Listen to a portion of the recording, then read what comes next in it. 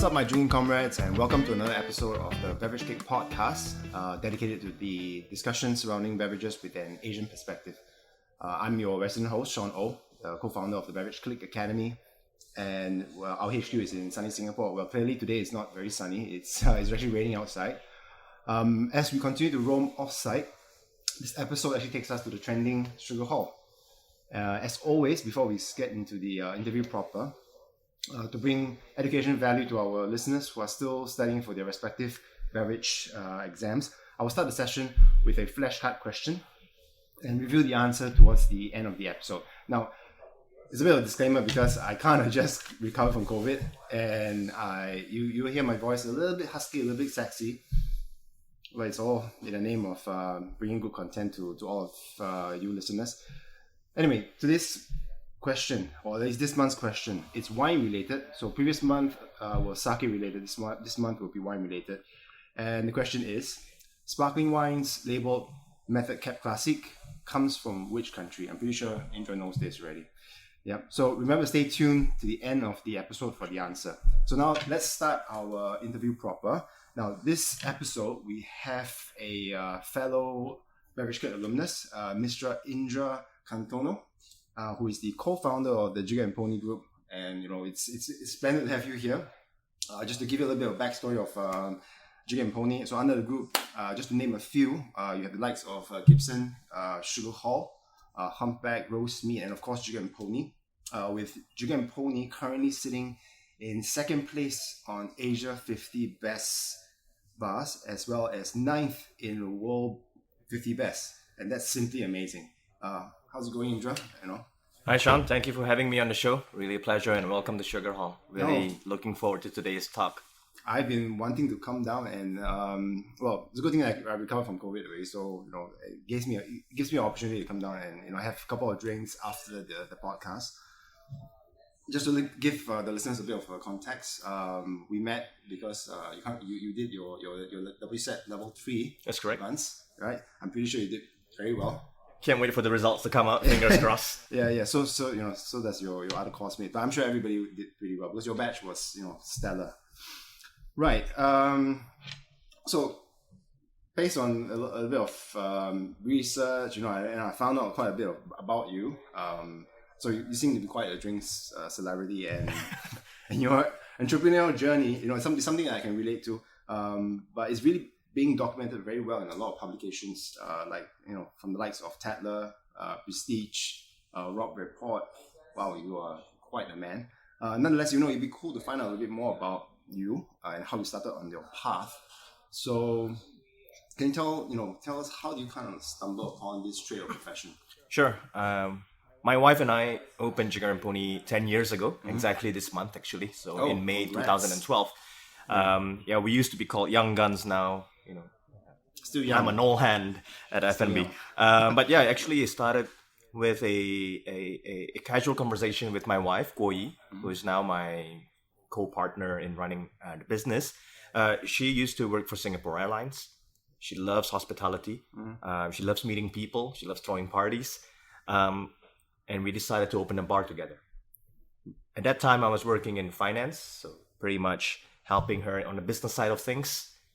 But after the bars opened, and I got hooked. I just started staying in the bar longer and longer and coming to the office later and later in the morning.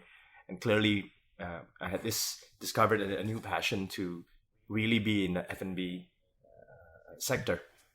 We never imagined Jigger and Pony would turn into what it is today, and that Singapore too, as a cocktail city, has become perhaps the most exciting cocktail capital in the world today.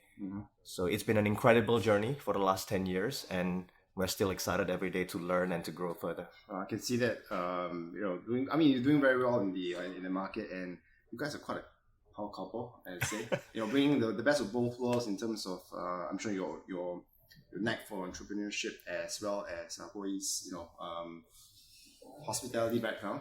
I can relate to it because Singapore Airlines, it's one of the best, right? It is. She always calls that it is the best hospitality school in the country. I agree. Right, and she spent almost 6 years over there. And really then applying that now and building our own new hospitality culture here in Singapore.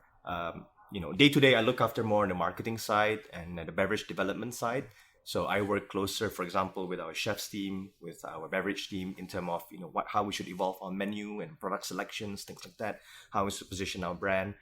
Koi, I would say, is the heart of the business. She runs operations, hospitality, and making sure that the experience that the guests get in our venue are top notch. Well, you have to take a lot of credit for the beverage list. I'm sure you've been building quite a bit. I did research on your drinks list. It's quite amazing. Which brings me to our question today. That clearly you know a little bit about mixology and bartending. So, what do you think makes a good mixologist or a bartender? I think with anything in F&B, it has to start with passion. It has to start with a desire to learn, a desire to master a set of skills and techniques, and become a craftsman. I don't think anyone in our company feels that they are mad geniuses who can concoct something that's never been tasted before, but rather there's this desire to always look at what is existing out there, the classics, the well-established, and then finding a way to incrementally improve on every single aspect, to really research, to really understand what is it that makes that particular drink special, and to really then work towards delivering the best possible version of that. One drink to illustrate as an example is the humble, very popular espresso martini at Jigger and Pony. So everybody loves an espresso martini. Some even call it perhaps just a party drink. You get some caffeine mixed with some alcohol, and that's a recipe for a really good night. Or for disaster. Or disasters, depending on how many you have. But our bartenders, the team of the bartenders led by my colleagues Aki Eguchi, who is our bar program director, Giovanni, who is our bar manager at Jigger and Pony, they really pursue about what makes a great espresso martini. So in this case, they actually feel that they want to highlight the coffee, right? Because actually a lot of espresso martini uses coffee liqueur that may not have as much provenance.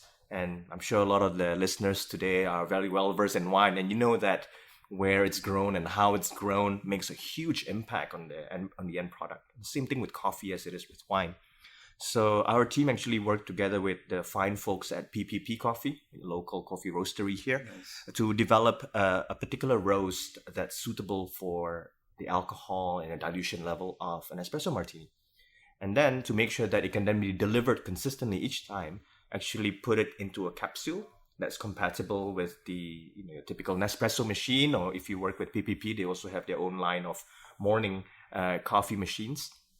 And you can do that, and that then creates an espresso martini that's very consistent, but yet celebrates really the provenance, where it is grown, how it is grown, coffee flavors that a lot of people love around the world.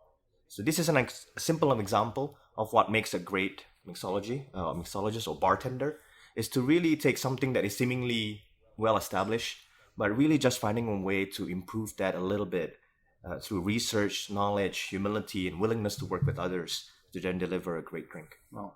Well, there's a lot of detail that goes into one drink. And like what you said, it's something that you're improving from something that's already very well established, very well traditional in a way, and taking a more positive spin on it, I'd say. Well, clearly, classics will be a easy slam dunk for lots of your mixologists and bartenders. But going a little bit off tangent, but do they have any of like a personal creation that eventually becomes a staple in your menu? Or yeah, absolutely. A lot of it again starts from trying to solve problems. There was a cocktail. It's no longer on our menu currently, but I really love this cocktail, the story of it. There's a classic cocktail called the Ramos Gin Fizz. It's got a very unique history. It was started in New Orleans, and it's a very rich and creamy cocktail that combines egg white and cream. The problem is that those two things don't emulsify and mix together very well. So bartenders will need to shake for, really, really hard for a really long time, really tire themselves out to make this drink. Bartenders kind of like hate making this drink, to be honest. But it's a delicious, creamy, flavorful end product, spiked with a little bit of orange blossom water to give it that primary lift, as we call it in the what is it called, SAT way of tasting. But what our bartenders to do then? Okay, they really want to serve this drink, but it's really difficult to make. So Aki then actually created a milk punch, a clarified milk punch with the same ingredient and flavors, and then it becomes a drink rather than it is heavy and creamy, something that is light and flavorful. And to top it off with the orange blossom, he then turned that into foam bubbles that is topped on top of the drink. So you get a completely modern cocktail, almost modernist in style, that is a complete interpretation, bonkers interpretation of the Ramos Gin Fizz. That's way easier to drink, and and gives customers something that's delightful. That's quite tantalizing. I might. Is it served here? I might actually.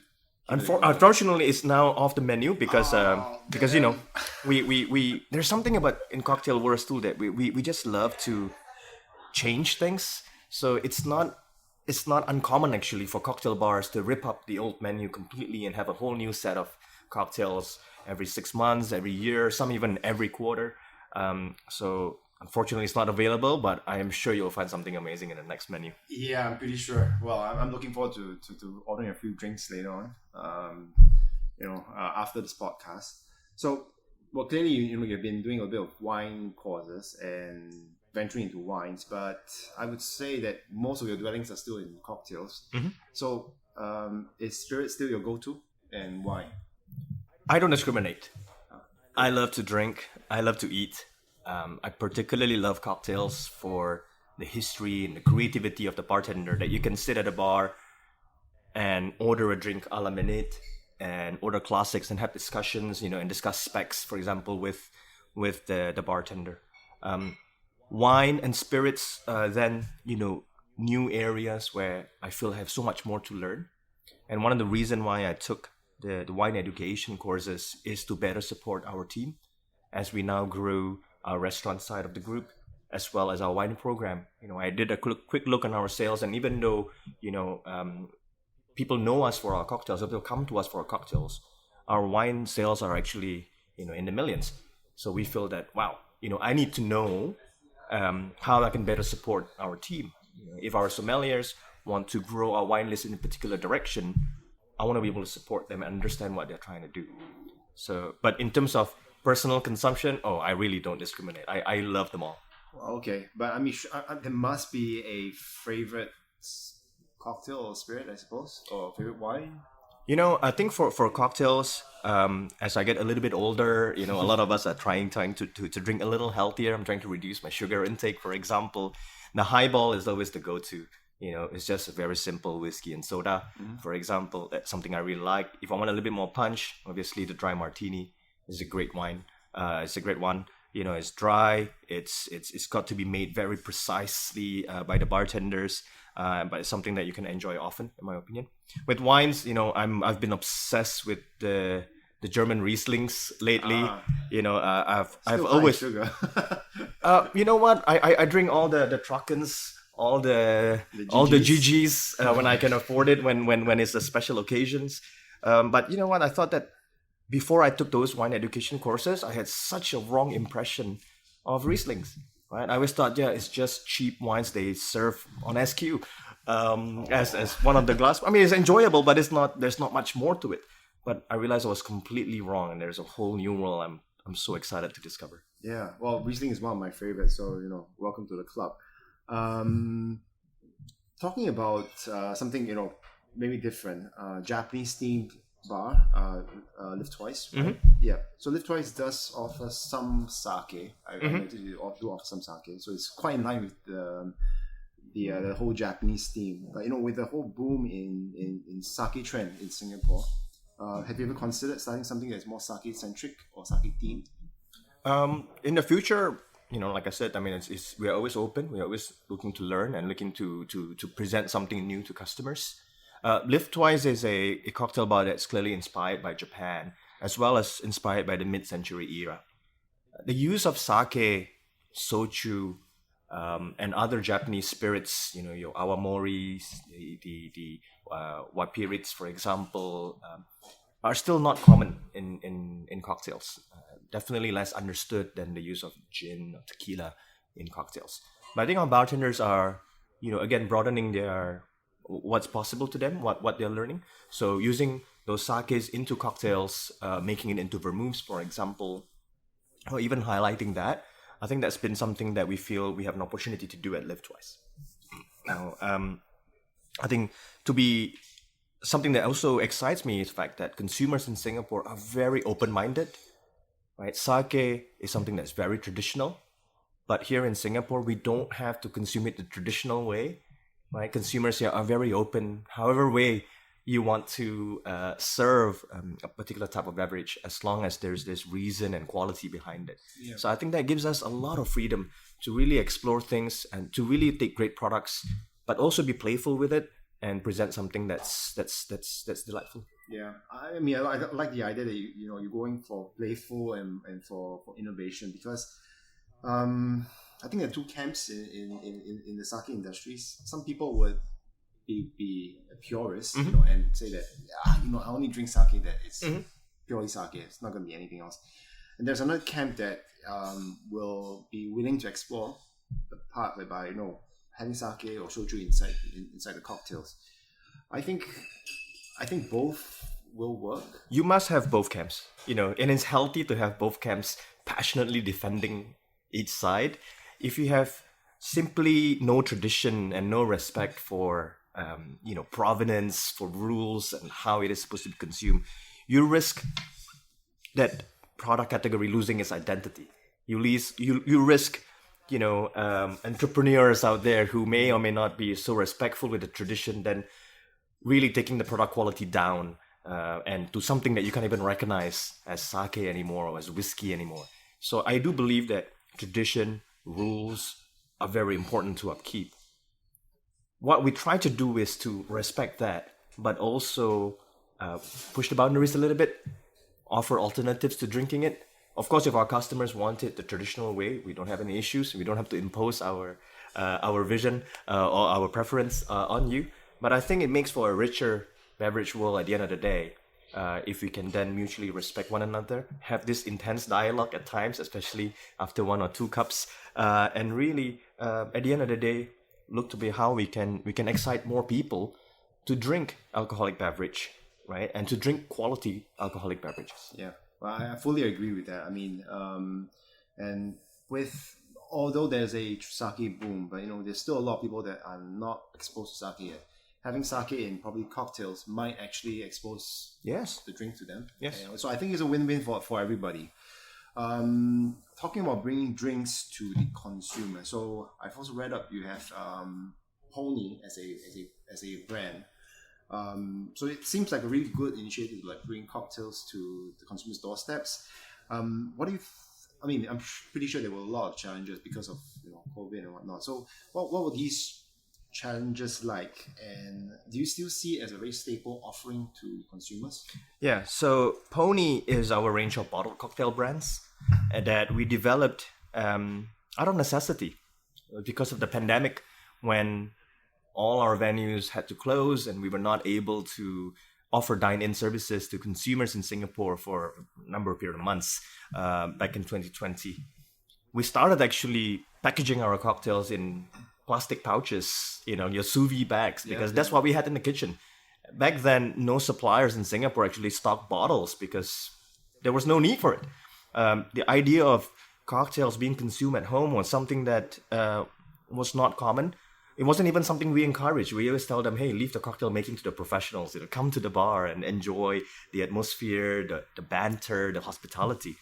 But of course, it was born out of necessity. And sometimes those are how innovations happen.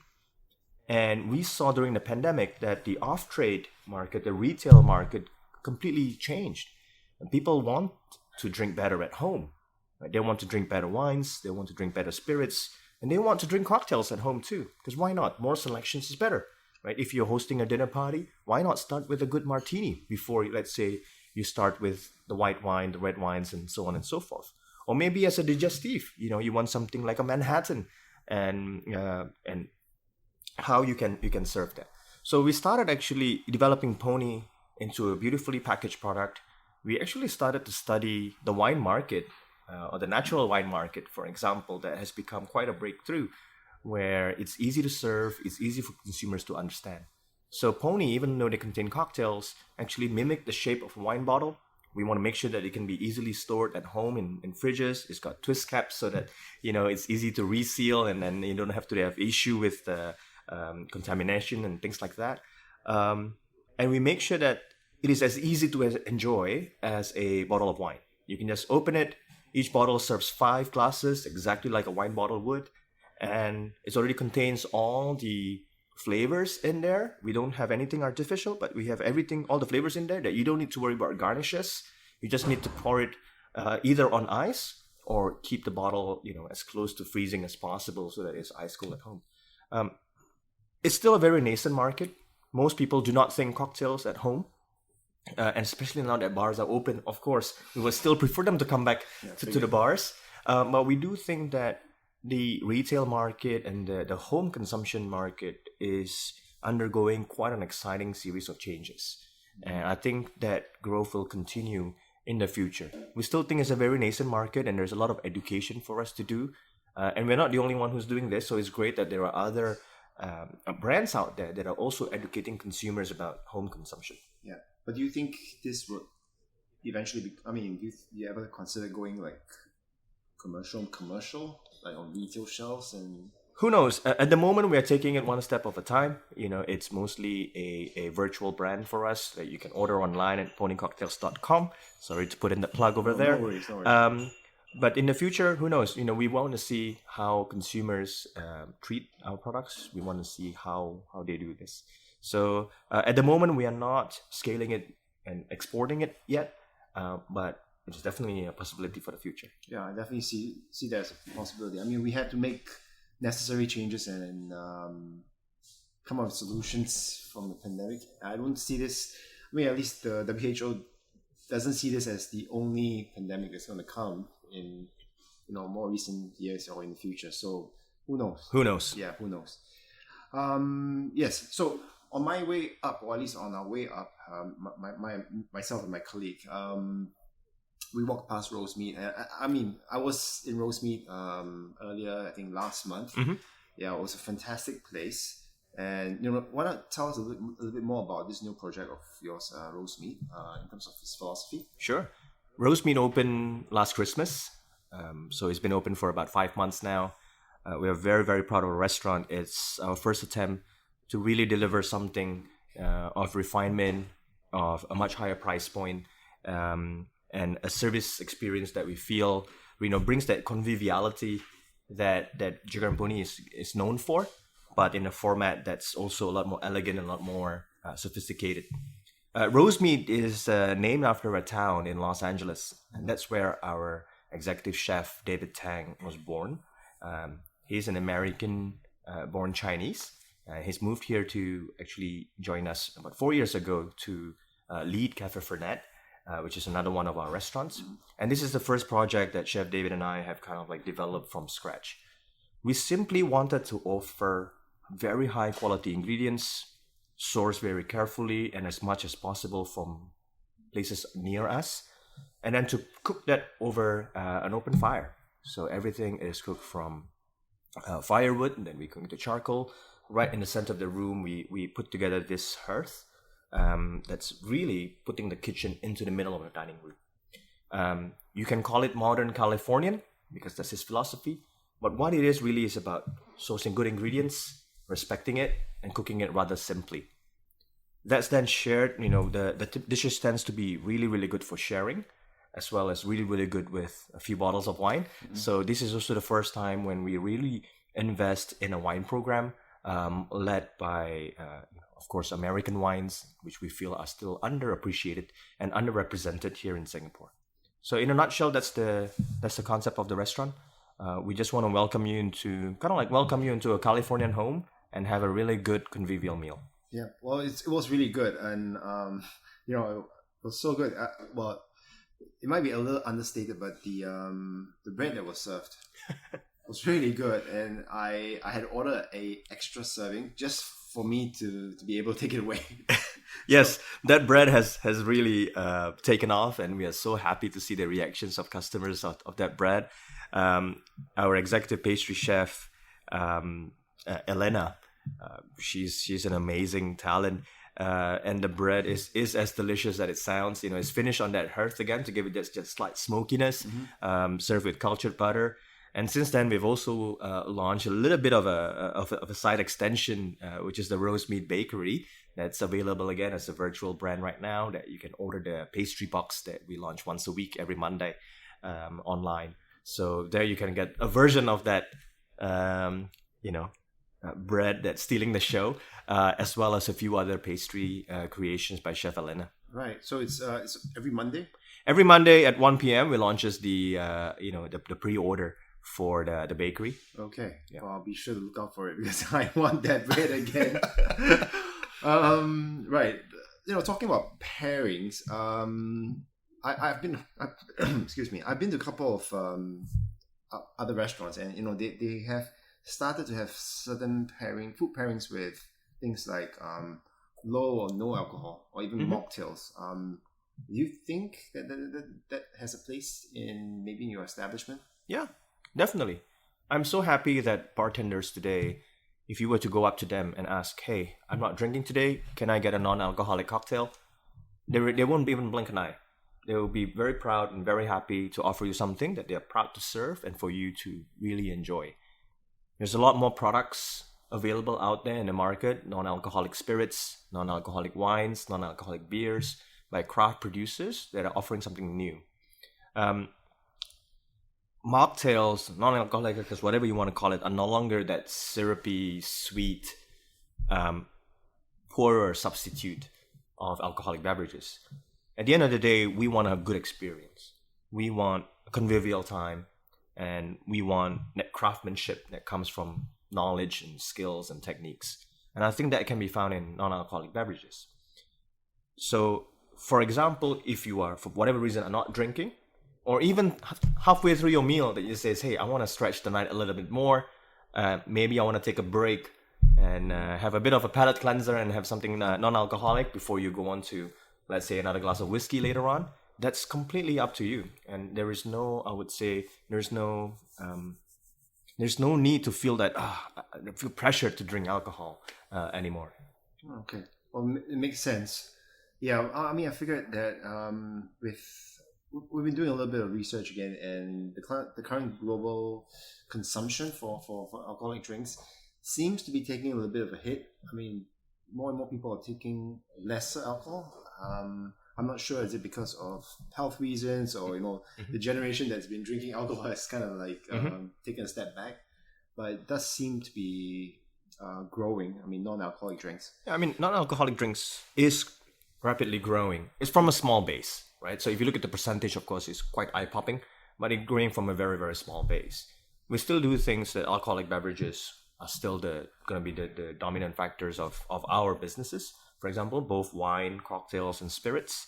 But again, there's no more pressure about that, and there is now just think of it as a consumer. You just have so many more options, right? From 0% to overproof rum at 67%, and you have everything in between that you can imagine.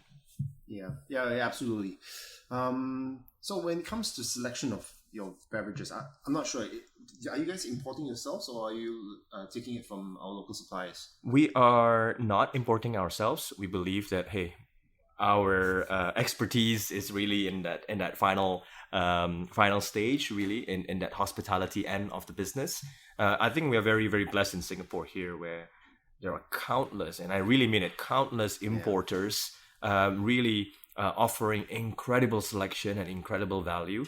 And we are able to then really pick and choose and work in that. And of course, there are some suppliers and distributors that we have worked very closely in the past that really have come to us too and asked, like, "Hey, is there anything else that you want?" So for example, we're looking for more American wines by smaller producers other than just, the big famous names. And it's a two-way relationship. We want to show to the distributors that, hey, the market is here and we have the expertise to also represent and serve those products well. Could you consider bringing more range of that? And vice versa for them too. Hey, if they know that we can deliver it, they'll be more than excited to bring more selections of those. So I think it's a good two-way relationships that allows us to really focus on what we are good at. Yeah. I mean, Singapore is, I think as a F&B establishment, you're kind of spoiled for choice. There's just so many distributors out there. But what do you think in terms of a brand or a distributor? What kind of elements that they should possess that will be considered for your list? I mean, either for wines, it doesn't have these wines, sake, or even spirit brands, you know. I think we take that role very seriously. Having to put together a beverage list, we represent the interests of the customers, right? So we have to always ask ourselves very difficult questions like, what is good value for my customers? What is the best quality that they can find that is real, true provenance, true quality? We are experienced professionals. Our team have the knowledge to really understand, when we read press releases or we go into a product webpage, what is real quality and real provenance and what is, for lack of a better word, bullshit. And we have to be able to help our customers see through that and be almost like a responsible gatekeeper. And then, of course, trying to get that to our customers at the best value possible so that they can then discover and enjoy. And then finally, the tipping point, I would say, of course, is a wonderful story. Consumers now have changed around the world. They want to hear stories. They want to buy stories. They want to connect with not just us as their hospitality providers, but they want to connect with the people who make what they eat and make what they drink, right? We source our oysters, and it's not even a beverage, for example. We source our oysters directly from farms in the Pacific Northwest of the US, from Seattle and the Puget Sound area. And customers want to know that there is a real farmer behind it, right? And these guys really care about their product. So same thing with the wines and spirits. Here we are at Sugarhall, which is named after the raw ingredient that makes all rum, right? So rum is either made from sugarcane juice or sugarcane molasses. Mm-hmm. This is what we focus on here on rums. So we are very excited to discover rums where there is a very clear story of provenance. There is a lot of transparency into how the rum is made, how it is aged, where it is aged, what casks is put in it, as opposed to the more, I would say, sexy marketing of what rum represents with, the strange mascots that sometimes they put on the bottle of the rums. Yeah. Well, I absolutely love rum. So, I'm going to... Oh, you're going to have a good time. You're going to have a good time tonight. Rum selection later on. When it comes to new concepts, I'm picking your entrepreneur mind here, but I'm sure that there are a couple of ideas that you have in your brain, that brain of yours. So, anything new that's going to come up soon? Or is there anything you can divulge to any of our listeners? We are not actively opening something at the moment. Mm-hmm. We just opened Rosemead last Christmas. We also just reopened Sugarhall in March. It used to exist in Singapore in 2014 to 2018. The landlord then kicked us out, so we didn't have a choice, and we had to close the brand for a while. And we've just screwed them. We just resurrected the brand and really brought it back this March.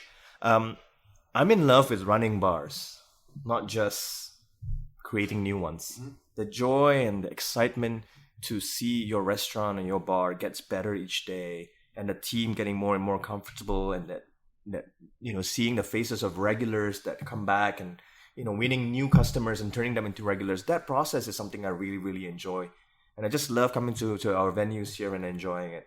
So I think for the next months and for the rest of this year, that's going to be our focus, that we want to spend time here in our venues, improve on our operations and our product selections, and to really make sure that the venues are running at the highest level possible. We're very proud of Jigger and Pony, our flagship cocktail bar, that's still flying the flag up high after 10 years, and it is 10th year. It's amazing. It's number 2 in Asia and number 9 in the world, and we hope that we can continue to shine a spotlight and bring the spotlight not just to our bars but to all the great bars in Singapore, because we really think this is the most exciting cocktail capital in Singapore, in the world. Yeah. Well, before we end this, I'm actually kind of curious because so you're going to focus on Rosemead clearly, just trying to build it up, but if you had an opportunity to go overseas and start, building somewhere else, where would you choose? Wow. I asked this question before to Teng Wen, who owns Lo and Behold Group, a group of, like-minded folks that I really admire. And I asked him, it's like, how come Lo and Behold hasn't gone beyond Singapore shores? I think they may now have a small stake in Louis, which is part of Julian Royer's restaurants in Hong Kong, if I'm not mistaken. But for a long time, he did not. And Ting shares that basically his mindset is open in a place only if you want to go there all the time. And I think that's a really great answer. And as a philosophy, I completely share. I want to open a restaurant. I want to open a bar that I can go to often and enjoy together with the customers. It's not just about a business decision and trying to become a expansionist, and just to grow for the sake of growing. So wherever we go is going to be a place I really, really love. My wife and I, our favorite city to visit in the whole world is Fukuoka in Japan. So who knows? This is more like maybe a dream especially now that you can only enter Japan on a business visa. Who knows? Maybe we'll use this as an excuse to spend more time in Fukuoka. That would be a very good excuse. And I think the cocktail scene in Japan, it's fantastic. So it's a very different market, But yeah, I mean, I think at some point, we will entertain the idea of opening overseas. Certainly closer to us, there are also exciting markets. I would say places like Jakarta. I'm Indonesian, so Jakarta. It's always very special to me and very exciting. And I think there is a lot of desire by the people in Jakarta for new concepts and new experiences. Other capitals around Asia, of course, like Hong Kong, Bangkok, which have very established cocktail scenes now, of course, also very exciting. But again, I think at the end, it will come down to more personal decisions. Like, do we want to go to that city often and really enjoy the fruits of our labor? Yeah, that's true. Well, you mentioned about Jakarta. I suppose not many people know this, but my dad is actually Indonesian. So great. He's actually from Medan, but I've never honed my inner Indonesian. So, but who knows? I think Jakarta is a good place to think about. It's a very exciting city. I would say it's one of the best kept secrets in Southeast Asia when it comes to eating and drinking. Okay, cool. I think with that, it's a good time to probably wrap up our episode. So again, just a quick shout out to our listeners on our website schedules. It's out for beverage certification programs, and we run it monthly. So if you'd like to sign up for any courses, please visit our website. Also, have you figured out the answer to the question at the beginning of the podcast? Now, I'm just going to repeat the question again. So, Method Cap Classic, where would you find it in the world? And that place would be one of the most beautiful countries in the world, South Africa. Yes, well done. And this is why you definitely pass with flying colors, I think. Right. And if you'd like to listen to more of such drinks content, please remember to follow and subscribe to our channel. And I look forward to seeing all of you at the next episode. And remember, a drink always tastes better when the company clicks. Cheers. I guess we have the cheers in a way. We don't really have alcohol, but figured. Cheers. Thanks for having me again, Sean. And it's been a real pleasure talking to you. Thank you very much for having us. Cheers.